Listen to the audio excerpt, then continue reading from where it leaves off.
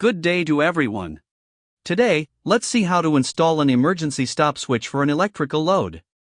Normally, a stop push button is available on the operating panel. But in conveyor belts and complex machinery, this is not enough. In such machines, we need a stop button that is very easy to operate and easy to reach.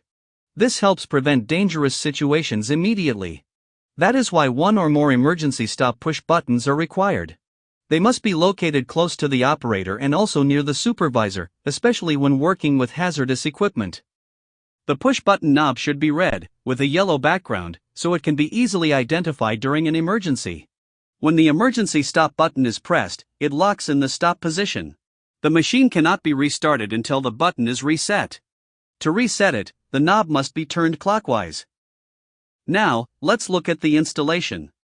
Here we have a 3-phase supply and an induction motor as the electrical load. For this setup, we need a 3-pole breaker, a miniature circuit breaker, and a magnetic contactor with a thermal overload relay.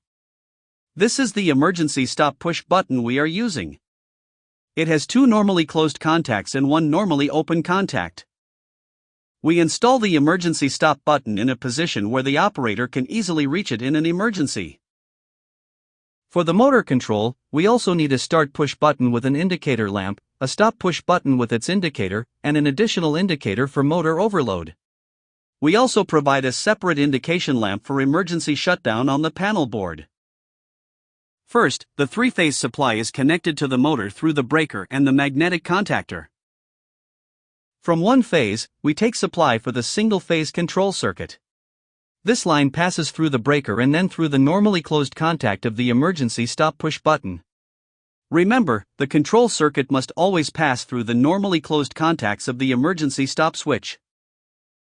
The normally open contacts are used only for a buzzer or an indicator lamp.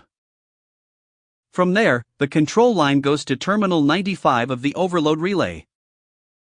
This allows the control circuit to break when the motor is overloaded. From terminal 96, the line passes through the normally closed stop push button and then through the normally open start push button. Finally, it reaches terminal A1 of the magnetic contactor coil.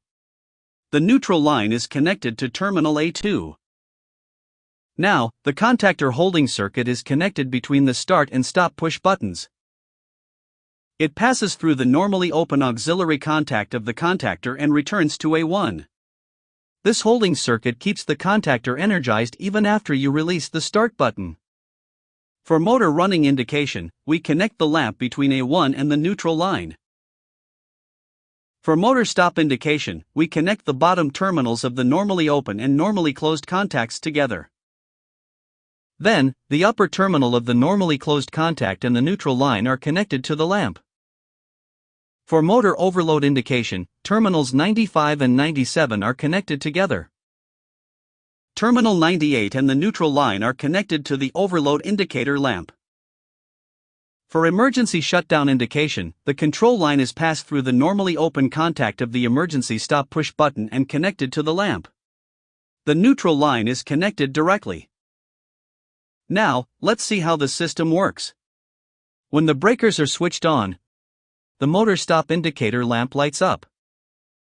To start the motor, press and release the start button.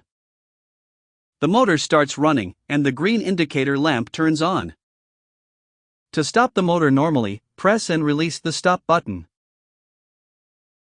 If the motor becomes overloaded during operation, it stops automatically, and the overload lamp lights up. In an emergency situation, simply press the nearest emergency stop button. The motor stops immediately. The emergency stop button remains locked in the stop position. No one can restart the machine until the button is reset by turning it clockwise. I hope you now have a clear understanding of why an emergency stop is required and how the emergency stop switch works. If you found this video useful, please subscribe to the channel. Thank you.